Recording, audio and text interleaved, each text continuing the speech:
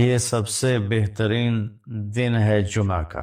جو 3 جمعے مسلسل چھوڑ دیتا ہے وہ میری ملت سے خارج ہو جاتا ہے۔ کم از کم جمعہ ضرور پڑھ لیا کریں۔ عورتوں پہ جمعہ فرض نہیں ہے، مردوں پہ فرض ہے۔ اللہ تعالیٰ نے ہمیں ہر نماز کی بڑی اہمیت بتائی ہے، ہر نماز کی، لیکن خاص طور پر جمعے کی بڑی فضیلت ہے، اور جمعہ بھی رمضان المبارک کا ہو تو اور زیادہ وہ باعث برکت ہے، قابل رحمت ہے۔ عبادت کو بڑھائیں۔ درود شریف جمعے کے دن کا مبارک عمل ہے، کثرت سے درود شریف پڑھنا۔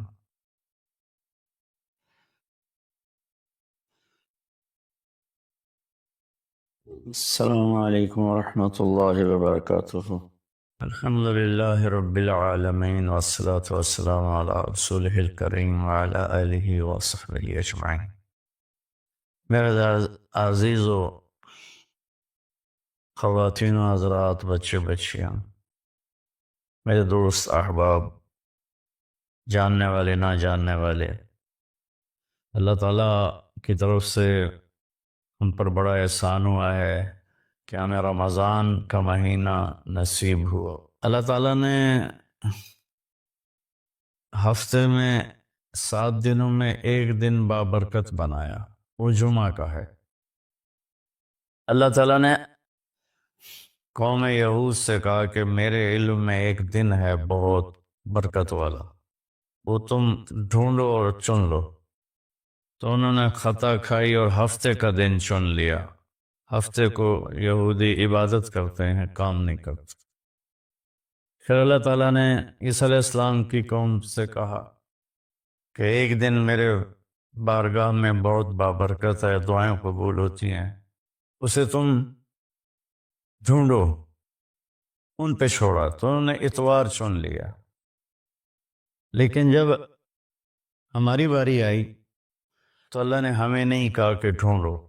اللہ نے اپنے محبوب کی محبت میں جناب رسول اللہ صلی اللہ تعالیٰ علیہ وسلم کی توفیل، اللہ تعالیٰ نے ہمیں خود بتا دیا کہ وہ جمعہ کی رات ہے اور جمعہ کا دن ہے۔ یہ سب سے بہترین دن ہے جمعہ کا، اور پورے سال کے لحاظ سے جمعہ کی رات سب سے بہترین رات ہے۔ خصوصی طور پر پھر شب قدر سب سے اعلیٰ ہو جاتی ہے، لیلۃ القدر سب سے اعلیٰ ہو جاتی ہے۔ تو وہ 21، 23، 25، 27، 29 کی راتوں میں کوئی ایک رات ہوتی ہے، تو وہ اللہ تعالیٰ نے بہت ہی بابرکت بنائی۔ اللہ ہمیں نصیب فرمائے۔ تو جمعے کا دن اللہ تعالیٰ نے پسند فرمایا، اس میں ایک گھڑی دعا کی قبولیت کی ہے، وہ چھپی ہوئی ہے۔ اس گھڑی میں جس خوش نصیب کو ہاتھ اٹھانے کی دولت مل جائے، وہ دعا فوراً قبول ہوتی ہے اور سیدھی عرشوں پر جاتی ہے۔ علماء نے اس میں تحقیق کی، ہر ایک نے اپنے اپنے خیال کے مطابق۔ بعضوں کے نزدیک جب امام خطبے کے لیے ممبر پہ آتا ہے تو وہ دعا کی قبولیت کا وقت ہے۔ بعضوں کے نزدیک جب 2 خطبوں کے درمیان بیٹھتا ہے تو وہ وقت دعا کی قبولیت کا ہے، اور بعضوں کے نزدیک عصر سے مغرب کے درمیان کوئی بھی گھڑی اللہ کی بارگاہ میں دعا کی قبولیت کی ہوتی ہے۔ تو جمعہ کی نماز کو اللہ کے نبی نے بہت اہم قرار دیا، اور ارشاد میں بڑے دکھ کے ساتھ یہ حدیث بیان کر رہا ہوں۔ میرے نبی نے فرمایا جو 3 جمعے مسلسل چھوڑ دیتا ہے وہ میری ملت سے خارج ہو جاتا ہے، میری امت سے خارج ہو جاتا ہے۔ تو میں اپیل کروں گا ان بہن بھائیوں سے جو نماز میں سستی کرتے ہیں، کم از کم جمعہ ضرور پڑھ لیا کریں۔ عورتوں پہ جمعہ فرض نہیں ہے، مردوں پہ فرض ہے۔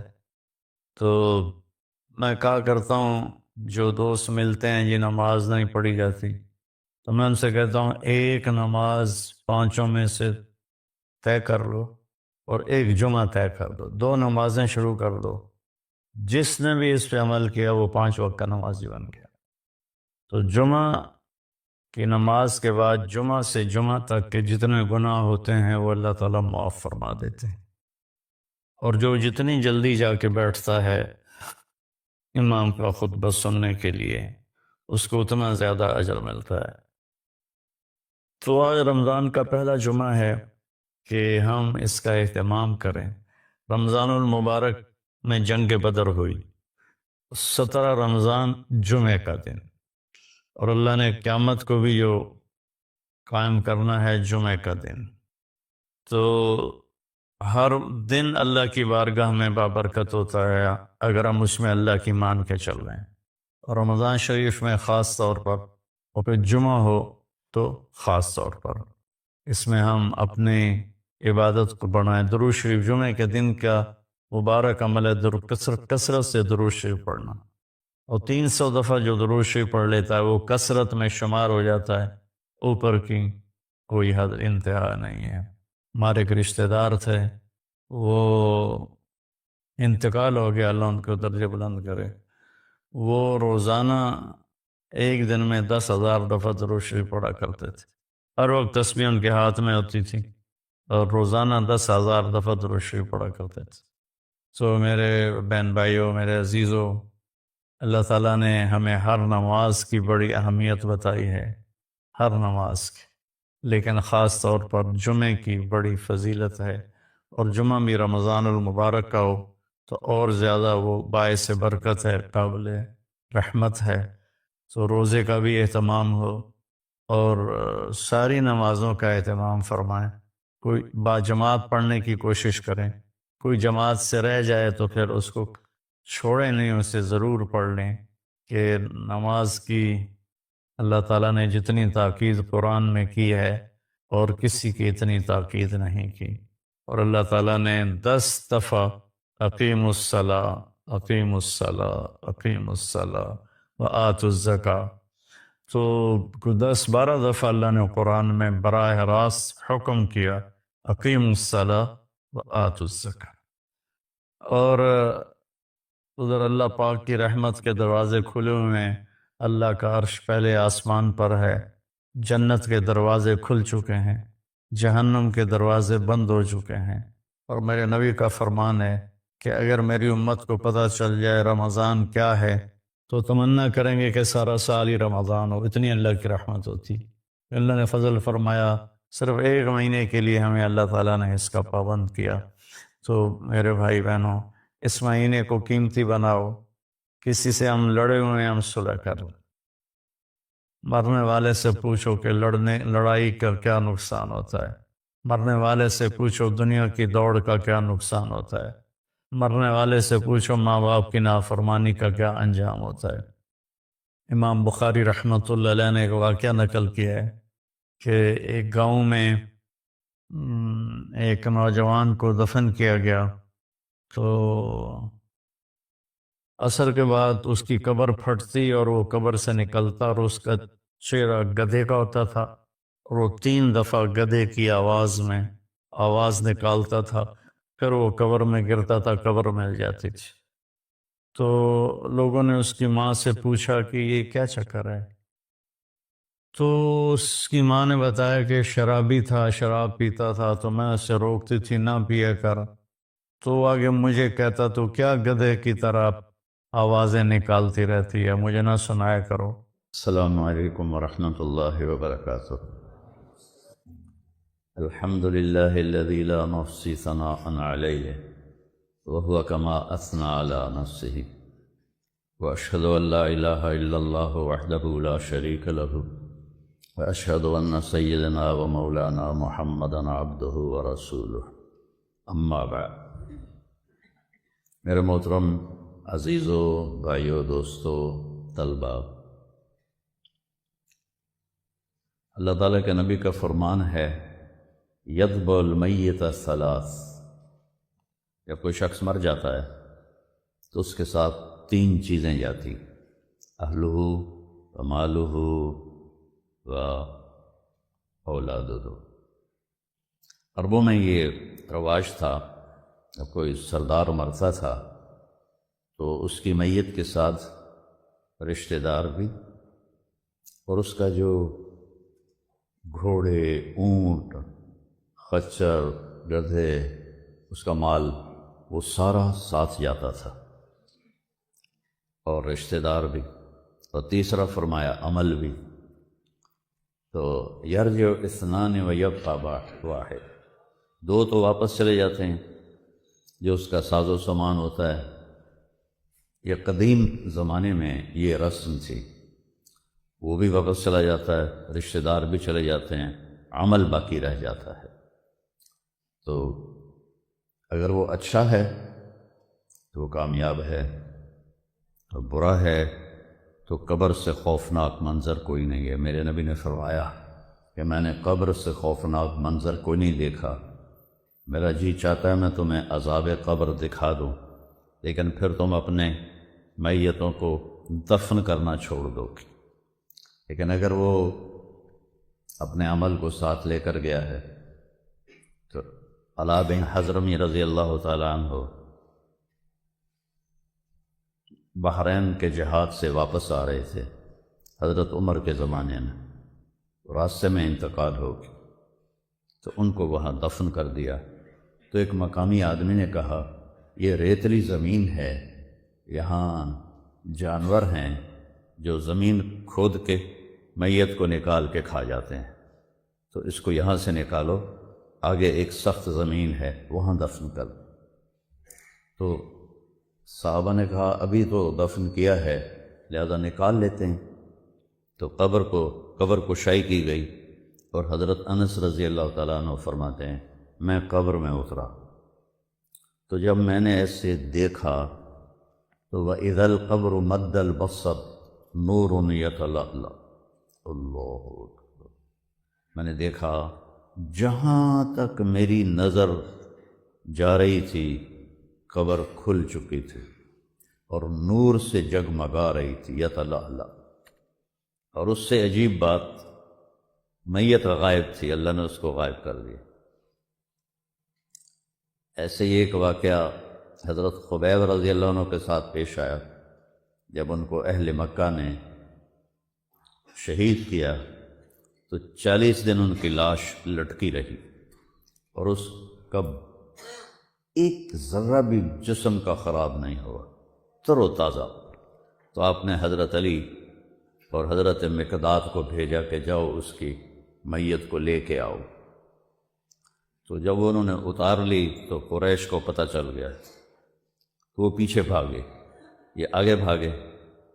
جب دیکھا کہ وہ سر پہ آگے ہیں تو انہوں نے میت کو زمین پہ رکھا اور تلواریں نکال لی۔ تو جب وہ قریش حملے کے لیے آئے تو ایسے زمین پھٹی اور میت اس میں غائب ہو گئی۔ تو قریش کہنے لگے ہماری تو لڑائی اس کی وجہ سے تھی، تم سے تو ہمارا کوئی مقصد نہیں تھا، وہ تو غائب ہو گئی، واپس چلے گئے۔ تو جب عمل اچھا ہوتا ہے تو آگے ایک پورا نظام ہے۔ دیکھو نا، اللہ نے اپنے نبی کو بیڈ روم میں نہیں سلایا، موت کے بعد قبر میں ڈالا۔ تو اگر اللہ راضی ہے تو قبر مزے کی چیز ہے، کوئی خوفناک چیز نہیں ہے۔ اور وہاں مجھے 4-5 سال پہلے روضہ مبارک کے انجینئر ملے، انہوں نے آ کے مجھے وہ سارا نقشہ دکھایا کہ جہاں ہم کھڑے ہو کے سلام پیش کرتے ہیں اب آپ کی قبر مبارک اس سے 30 فٹ نیچے ہے۔ تو بھرائی ہوتی رہی، مدینے کی زمین اوپر ہوتی گئی، قبر نیچے 30 فٹ نیچے ہے۔ تو عمل ہے تو اللہ راضی ہے۔ تو اللہ نے ہمیں بنیادی جو اعمال دیے ہیں عبادت کے، اس میں سب سے پہلے تو ایمان ہے، لا الہ الا اللہ کا اقرار۔ من کان آخر کلامہ لا الہ الا اللہ دخل الجنہ، جس کا آخری وہ لا الہ الا اللہ ہوگا اور اس پر اس کی موت آ جائے گی تو وہ جنت میں جائے گی۔ امام ابو زرع ایک محدث ہیں، ان پر موت کی کیفیت طاری تھی اور وہ بے ہوش تھے۔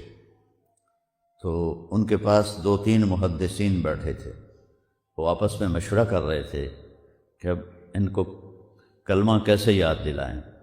حکم ہے جب کسی پر سکرات طاری ہوں تو اسے کہنا نہیں چاہیے کلمہ پڑھو، اس کے پاس بیٹھ کے کلمہ پڑھنا شروع کرو، اس کے نصیب میں ہوگا تو وہ بھی پڑھ لے گی۔ تو علم کی بھی عجب شان ہے۔ ابو حاتم رحمہ اللہ تعالی کہنے لگے حدثنی ضحاک بن مخلد عن ابی عاصم عن عبد الحمید بن جعفر عن صالح بن ابی غریب، اور یہاں سند انہوں نے آدھی پڑھ کے اور خاموش ہو۔ ابو زرع بے ہوش پڑے، تو منذر بن شازان تھے رحمۃ اللہ علیہ، وہ بیٹھے تھے، انہوں نے اپنی سند سے اس حدیث کو پڑھا کہ حدثنی ابو، مجھے پہلا نام بھول گیا ہے، عن ابی عاصم عن عبد الحمید ابن جعفر عن صالح ابن ابی غریب، اور وہ بھی خاموش ہو۔ اب ایک آدمی بے ہوش پڑا ہوا ہے، وہ فرمایا کرتے تھے ابو زرع کہ مجھے 1,00,000 حدیث اس طرح یاد ہے جیسے تمہیں سورۃ فاتحہ یاد ہے۔ یہ ہمارے تو اب یہ جو علماء طلبہ ہیں ان کو حدیثیں یاد کوئی نہیں ہیں، فقہ ہی پڑھتے رہتے ہیں، اور فرمایا مجھے 1,00,000 حدیث اس طرح یاد ہے جیسے تم نے سورۃ فاتحہ یاد۔ ہاں، تو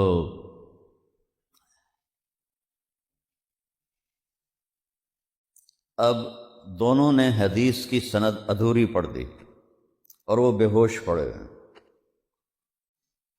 تو ان کی اللہ نے زبان چلا دی۔ پہلے نے ضحاک بن مخلد، دوسرے نے منذر بن شازان، تو یہ ان کی سند ایک درجہ اوپر تھی، تو یہ بے ہوشی میں بولنے لگے حدثنی ابو عاصم۔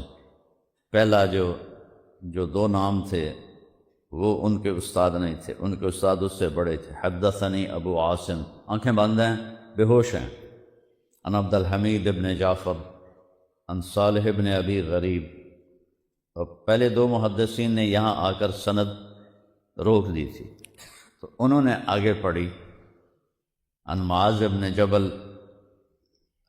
رضی اللہ تعالی عنہ قال قال رسول اللہ صلی اللہ علیہ وسلم من کان آخر کلامہ لا الہ الا اللہ دخل الجنہ، اور موت آ گئی۔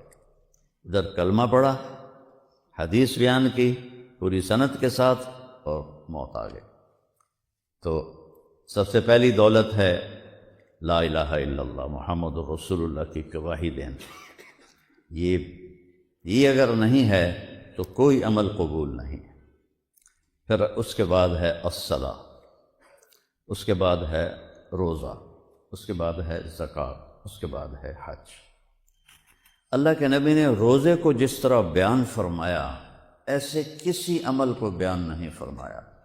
جس طرح آپ نے روزے کو پیش کیا ایسے کسی عمل کو پیش نہیں کیا۔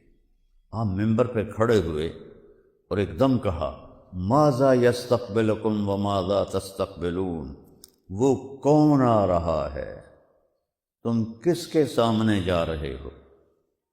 تو وہ سارے پیچھے دیکھنے لگے، ادھر دیکھنے لگے، وہاں تو کچھ بھی نہیں تھا۔ پھر آپ نے کہا ماذا یستقبلکم وماذا تستقبلون، وہ کون آ رہا ہے، تم کس کے سامنے جا رہے ہو؟ پھر سب نے نظریں گھمائیں، کچھ بھی نظر نہیں آیا۔ پھر تیسری دفعہ پھر آپ نے فرمایا ماذا یستقبلکم وماذا تستقبلون، کون آ رہا ہے، کس کے سامنے جا رہے ہو؟ تو حضرت عمر رضی اللہ عنہ کھڑے ہو گئے، یا رسول اللہ عدو حضر، کوئی دشمن آ گیا ہے جو آپ کو اللہ نے دکھا دیا ہے کہ وہ حملہ کے لیے آ رہا ہے تو ہم تیاری کریں؟ آپ نے فرمایا نہیں۔ تو پھر وہ کہنے لگے اوحی نزل، کیا وحی آئی ہے؟ آپ نے کہا نہیں۔ تو حضرت عمر نے پوچھا پھر کون آ رہا ہے؟ تو آپ نے فرمایا قد جاءکم رمضان، رمضان کا مہینہ آ گیا ہے۔ اس خوبصورتی کے ساتھ اور اتنی اس کی عظمت کو بڑھا کے جیسے آپ نے روزے کو بیان کیا اتنا کسی عمل کو نہیں بیان کیا۔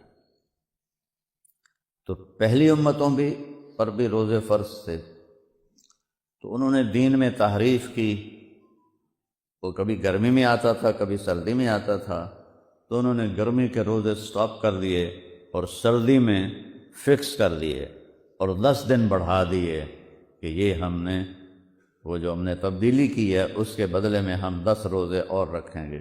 وہ 40 روزے رکھتے تھے، اور ان کا روزہ تھا افطاری سے افطاری، سحری کوئی نہیں تھی۔ جو افطاری میں کھا لیا اور پھر کل افطاری۔ ان پہ تراویح کی نماز کوئی نہیں تھی کہ وہ اپنی کتاب کے حافظ نہیں تھے۔ یہ واحد کتاب ہے قرآن، جس کو 7 سال کا بچہ بھی یاد کر لیتا ہے اور 70 سال کا بوڑھا بھی یاد کر لیتا ہے، اور بغیر سمجھے یاد کی جانے والی کتاب دنیا میں ایک ہے، وہ قرآن ہے۔ ہمارے بچوں کو تو کچھ پتہ نہیں ہوتا وہ کیا پڑھ رہے ہیں، آج کے عرب بچوں کو بھی کچھ پتہ نہیں ہوتا، چونکہ ان کے ہاں سے وہ جو اصل عربی ہے وہ مٹ گئی ہے۔ تو ایک ایسی کتاب جو 30 پارے ہیں اور 6000 سے اوپر اس کی آیات ہیں، ان کو اس طرح یاد کرنا کہ زیر زبر کی غلطی نہ آئے۔ اور رائمنڈ میں جب میں پڑھتا تھا تو حفظ کا بھی شعبہ تھا، تو جو بچہ حافظ ہو جاتا تھا اس کا یہ امتحان ہوتا تھا کہ 1 دن میں پورا قرآن سنائے گا اور کوئی غلطی نہیں آئے گی، پھر اس کو حفظ کی سند ملتی تھی۔ اگر وہ 1 دن میں نہ پورا کر سکا یا 1 دن میں پورا کیا، ایک غلطی بھی آ گئی تو اس کو سند نہیں ملتی تھی۔ اس طرح سنائے کہ پورے قرآن میں ایک غلطی زیر ضبط کی نہ ہو۔ یہ صرف قرآن ہے، قرآن کے علاوہ دنیا میں کوئی کتاب ایسی نہیں جو اس طرح یاد کی جائے، بغیر سمجھے یاد کی جائے، کسی لفظ کے مطلب کا پتہ ہی کوئی نہیں ہے، اور وہ اس کو یاد کر رہا ہے۔ تو پہلی امتیں اپنی کتاب کی حافظ نہیں ہوتی تھیں، لہذا ان میں تراویح کی نماز ہو ہی نہیں سکتی تھی۔ صرف نبی کو کتاب یاد ہوتی تھی، باقی کسی کو یاد نہیں ہوتی تھی۔ اور ہمارا بچہ بھی حافظ، بوڑھا بھی حافظ، سندھی بھی، پنجابی بھی، پٹھان بھی، بلوچ بھی، سب اللہ نے وَلَقَدْ يَسَّرْنَا الْقُرْآنَ لِلذِّكْرِ فَهَلْ مِن مُدَّكِرٍ، اس کے 2 مطلب ہیں کہ ہم نے قرآن کو آسان کر دیا، کوئی یاد کرنا چاہے آسان کر دیا۔ ہم نے قرآن کو نصیحت کے لیے آسان کر دیا، کوئی اس سے نصیحت لینا چاہے تو بالکل آسان ہے، مشکل نہیں ہے۔ تو ہمیں رات کو تراویح کی نماز ملی اور ہمیں سحری اور افطاری ملی۔ شروع میں 3 روزے 2 ہجری میں روزہ فرض ہوا، شعبان کے بعد۔ تو روزہ ایسے ہی فرض ہوا جیسے بنی اسرائیل پر تھا، افطاری سے افطاری۔ اور روزہ کیسے شروع ہوتا تھا؟ افطاری کھا کے اگر آنکھ لگ گئی 1 منٹ کے لیے تو اگلا روزہ شروع ہو جاتا تھا۔ تو ایک صحابی ہیں قیس بن سلمہ رضی اللہ تعالیٰ عنہ، یہ اونٹ چراتے تھے، تو کافی مشقت کا کام ہے، تو اونٹ چرا کے واپس آئے تو بیوی سے پوچھا کوئی افطاری کا سامان ہے گھر میں؟ کہنے کہ کچھ بھی نہیں ہے، تم بیٹھو میں پڑوسیوں سے کچھ مانگ کے آتی ہوں۔ تو وہ اس کے لیے گئیں کہ کوئی میں اپنے خامند کے لیے افطاری اور اپنے لیے سامان لے کر آؤں۔ وہ لیٹے اور تھکے ہوئے تھے، نیند آ گئی۔ ادھر ان کی بیگم تھوڑا سا لیٹ ہو گئیں، سورج غروب ہو گیا، افطاریاں ہو گئیں۔ جب وہ